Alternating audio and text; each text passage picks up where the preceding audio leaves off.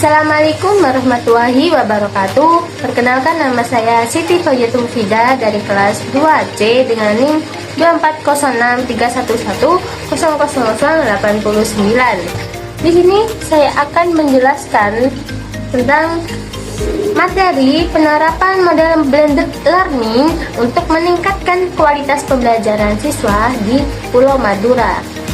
Langsung saja kita ke pembahasannya. Nah, di blended learning ini ada 3 macam tentunya. Yang pertama, blended learning sendiri. Yang kedua, ada online learning. Dan yang ketiga, ada classroom learning. Apa aja ya penjelasan dari ketiga macam yang ada di blended learning tersebut?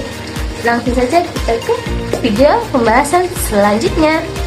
Nah, penjelasan di blended learning sendiri yaitu model pembelajaran campuran yang menggabungkan pembelajaran tatap muka di kelas seperti classroom learning dengan pembelajaran berbasis teknologi atau daring yang disebut dengan online learning. Dan penjelasan untuk yang kedua yaitu online learning, yang dimana pembelajaran yang dilakukan sepenuhnya melalui internet menggunakan perangkat seperti smartphone, laptop, dan platform digital lainnya seperti Google Classroom, Zoom, YouTube, dan lain-lain. Dan penjelasan yang ketiga yaitu di classroom learning, yaitu pembelajaran konvensional di mana guru dan siswa hadir secara langsung di ruang kelas.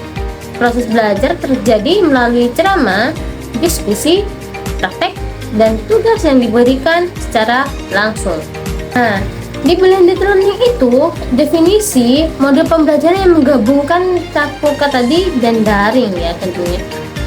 Menurut Graham 2006, blended learning mengombinasikan kelebihan pembelajaran tradisional dan e-learning yang dimana cocok digunakan di daerah seperti Madura yang sedang mengalami transisi digital. Dan di sini juga ada langkah-langkah penerapan dari blended learning.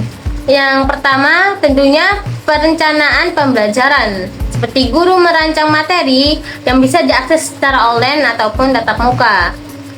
Dan ada yang langkah kedua yaitu pembelajaran tatap muka, di mana siswa diajak diskusi atau bereksperimen ataupun simulasi di dalam kelas. Dan yang kedua itu fokus pada praktik kolaborasi serta kelompok. Adapun langkah yang ketiga yaitu pembelajaran online, di mana siswa mengakses materi melalui Google Classroom, YouTube, atau WhatsApp Group. Dan yang kedua diberikan kuis online, video, atau tugas secara mandiri. Dan yang keempat yaitu langkah evaluasi gabungan. Dan itu penilaian dilakukan dari aktivitas di kelas plus keaktifan online plus hasil tugas atau kuis. Dan ada pun keterampilan pada abad ke-21 yang dikembangkan ada 4 macam, yaitu 1. Critical thinking, berupa siswa mengeksplorasi materi lewat video, daring, dan diskusi. Yang kedua ada collaboration, yaitu diskusi kelompok dan kerja tim secara daring atau luring. Ada yang ketiga digital literasi yang dimana belajar menggunakan media digital seperti Google Form atau YouTube. Dan yang terakhir yang keempat yaitu self regulated learning, yang dimana melatih siswa belajar mandiri saat di kelas ataupun di rumah. Nah, sebelum lanjut ke pembahasan selanjutnya, mari kita simak video cuplikan yang saya ambil dari TikTok mengenai pembahasan blended learning.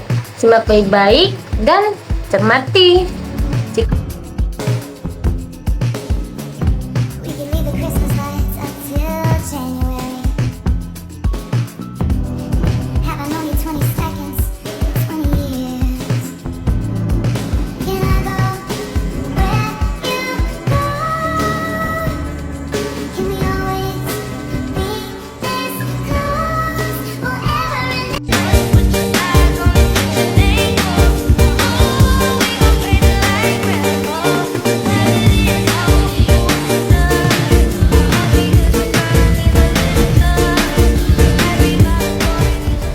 Nah, pada video cuplikan tadi bahwasanya mereka menggunakan metode blended learning dengan 3 langkah penerapan.